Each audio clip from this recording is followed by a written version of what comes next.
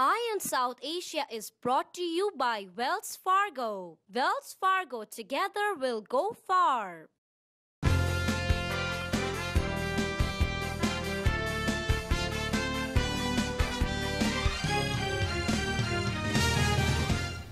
Hello viewers, this is Anjali Sharma sitting here at the studio of Eye on South Asia. We have a guest, Rabbi Romeo Daniel, with us today, and he's going to talk about the Indian Jewish community in the US. He's the president of Indian Jewish Congregation of USA. He's recently ordained as a rabbi by American Board of Rabbis, and he's a cantor.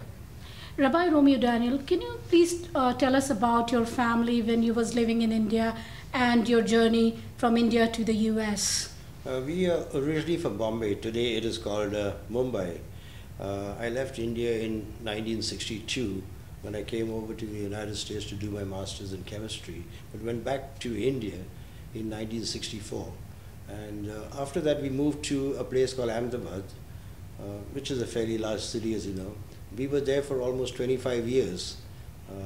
There was just one synagogue in Ahmedabad, and I became the president of that synagogue right from 1986 to 1990.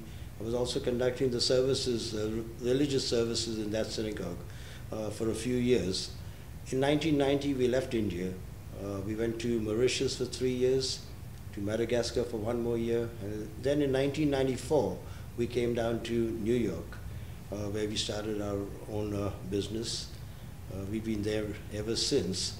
But since New York afforded a lot of opportunities to develop our own culture, our own traditions in terms of Jewishness, I felt it important to restart religious services and other programs for the Indian Jewish community.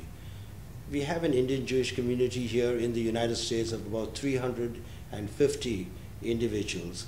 There are about 100 to 120 living right here in the tri-state area, which is New York, New Jersey, and Connecticut. So we restarted religious services here in New York in 1995, mainly services for the high holidays, Rosh Hashanah, Yom Kippur, Simchat Torah, and the other festivals like Hanukkah, which we are celebrating next week. We celebrated Passover, we celebrated Purim. So we wanted to give the Indian Jewish community here a tradition which we wanted to keep on maintaining. We didn't want to lose that. And the only reason we don't want to lose that tradition is that basically America, and New York in particular, is a very large Ashkenazi community, a Jewish community, whereas our traditions are a little different. As you know, you have the Ashkenazi, you have the Sephardic, you have the Mizrahi, you have also the Indian Jews. So we wanted to make sure that our Indian Jewish tradition and culture are not lost to the present Indian Jewish generation as well as the future generation. We wanted to maintain that culture. So we started having these services, having the programs, which are very much like what we used to have back home in Bombay and in Ahmedabad. This was the main reason. And the other reason was that we want our Indian Jews here in the United States to become part of the larger Jewish community, as I said, which is mainly Ashkenazi. There are a few Sephardic Jews. But though we might want to become an integral part of the Jewish community, we want to integrate but not assimilate and lose whatever we have been practicing for the last almost 250 years back home in India. It's a long, long time for any community to practice their traditions, and we didn't want to lose that. So that was the main reason why we started the Jewish practices, the Indian Jewish practices here in New York, and we still continue doing it. So we've been doing it now for almost 18 years. How many Indian Jews have left in India at this present time? Okay. You know, at its peak, India had almost 30,000 Indian Jews, which included 3 major communities. You had the Bene Israel, which was the largest community. They had about 25,000 at the time. you had the Baghdadi Jews, which meant that they originally came in from the Middle East, Baghdad and Syria. Their population never exceeded 4,000 to 4,500. And then you had the Kochini Jews who came in to the south of India, and they're called Kochini Jews because they settled in Cochin, but they first came to Krangdanur, which is a little away from Cochin. Their community never exceeded 2,000. Sometimes some people say 2,500. So these were the three major communities in India. The Kochini Jews came in around 175, 176 BCE, the same time as the Bene Israel, but they went further down south. The Bene Israel landed first just very close to Bombay on the Konkan coast. And then you had the Baghdadi Jews who came in much later. The first Baghdadi Jew apparently came in the year 1870. So these were the three big communities which contributed to the Jewish presence, mainly on the west coast of India, the southern part of India to some extent, and also the eastern coast of India, which meant Calcutta. So these were the three big communities. Two more communities have come up very recently. One was the Bene Menashe. Apparently one of their sages, one of their older wise men as they would call them, felt that in the year 1951, the people of Mizoram and Manipur in particular, who had not converted to Christianity, really belonged to one of the lost tribes, because a part of the literature indicated that they had similar literature as we would have in our Bible. In particular, we used to talk about the Song of Miriam, which was sung at the parting of the Red Sea. It's really called the Sea of Reeds. So that song and others indicated that they might have had some Jewish background way, way back. And they felt that they were now from the heritage of Menashe. Menashe was one of the sons of Joseph. Joseph was one of the sons of Jacob. Of course, we have the 12 tribes. So here you had Menashe, and they named themselves the Bene Menashe. Can you also tell us about Indian Jews who immigrated to Israel and how they integrated in the Israeli society? When the Indian Jews, especially the Bene Israel, started their migrations, as I said, in the mid-1950s, it wasn't an easy process. Making an aliyah to Israel was easy. Integrating into Israeli society was not easy. They had quite a few problems which they had to face in Israel, especially the fact that when they were given either housing or jobs, they would be given places which were not as well occupied. In other words, they would be sent to places like Beersheba or Lud or Dimona, which were still to be sort of modernized.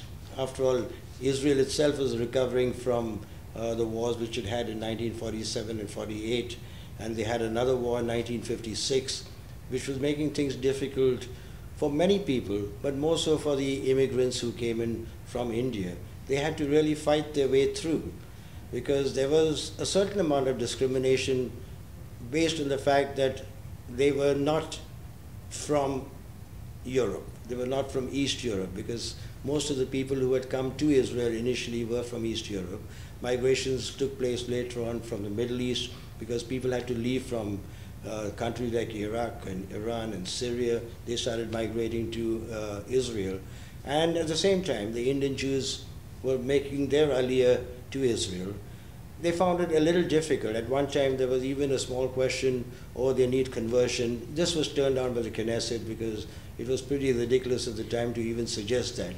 But in 1964, the Knesset did say that there's no question about the heritage of the Indian Jews. They are full-fledged Jews.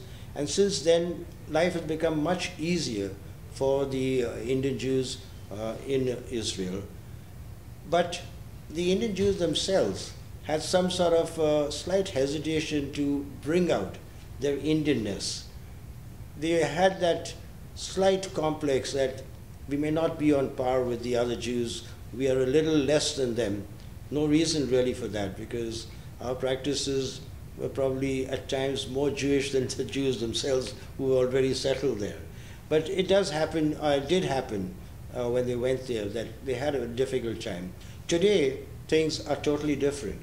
Today, to be an Indian Jew and be proud of your heritage has become a very important part of the second, the third, and the fourth generation, where they're proud to bring it out, because after all, Indian culture and Indian traditions is becoming accepted and wanted all over the world, including Israel. So now the Indian Jews, I think, have a far better time than what they had when they first went out there.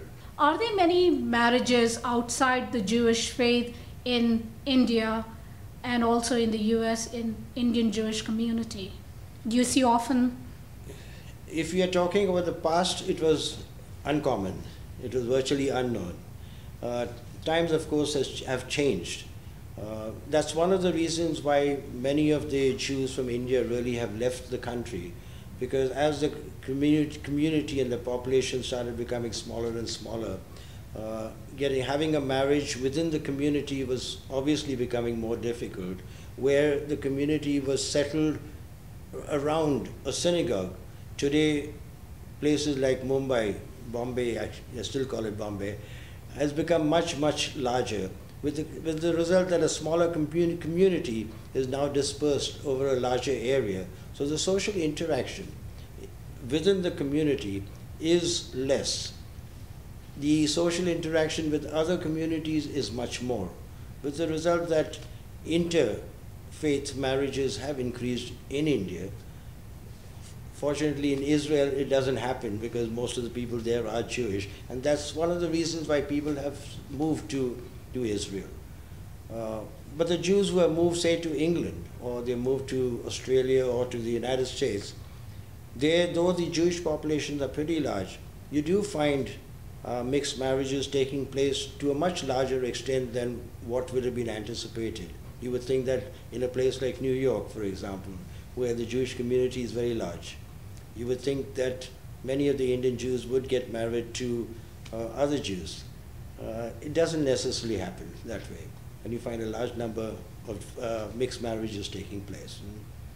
But the only thing is that as long as they retain their faith and their practices, at times it has to be accepted, and it is.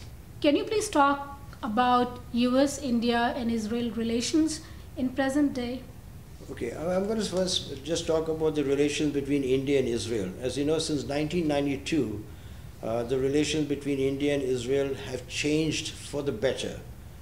Before that, we did not even have a consulate in the country. We only had a vice consul. And India did not really recognize Israel. It was only in 1992 that India improved relations with Israel such that we could have an ambassador based in Delhi and a consul general based in Bombay, in Mumbai. So the thing is that this has led to such tremendous changes in not only the political relations between the two countries, but also in the business relations between the two countries, where our trade was hardly 300 million in around 1996. Today, the trade between India and Israel exceeds 5 billion. And the statistics indicate that in the next 4 years, which is not a large number of years, they expect the 5 billion to go up to 10 billion. And the interchange and the business relations are not only in defense equipment or arms or ammunition, that forms part of it, but you have an interchange of knowledge and education in terms of agriculture, in terms of biotechnology, in terms of nanotechnology. You increase the business in the diamonds, which is big business between Israel and India. So things have changed tremendously, and the relations, the trade relations between India and Israel are tremendous as of today. And I don't see it sliding back to the pre-1992 era. It's going to become bigger and bigger. Do you see a solution to Middle East conflict, and how do you see India and US can resolve this issue? The Middle East conflict is not an easy one to solve. As you know, this conflict has been going on for so many years. It's been going on for thousands of years. But of course, I'm just talking about the last 60 years. It has been an ongoing conflict between the Palestinians and the Israelis, and of course the rest of the Arab countries surrounding Israel. I think India, with its good relations with Iran and with Syria and the other countries, could play a significant role in lessening the differences between the two countries. And the United States, of course, plays a very important role in this too, because of the role they already are playing in Egypt and in the other countries, including Libya. I think they could bring about at least a lessening of the escalation of violence which has taken place recently, and hopefully it doesn't continue. So these two countries certainly could bring about some approachment between the Israelis and the Palestinians on one side and Hamas on the other side. But it is still going to be a long, drawn-out process, because I think people have not yet come to the conclusion that they would like a peaceful settlement of the problems which they are facing as of today.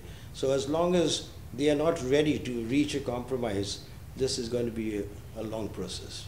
Thank you so much, Rabbi Romeo Daniel, for coming here and talking with us. Thank you so much, viewers, for tuning with us this evening, and we look forward to seeing you next week. Thank you again very much for coming here. Thank you, Anjali, for giving me this opportunity to present my views on the Indian Jews and letting the people know that we have a community which is vibrant.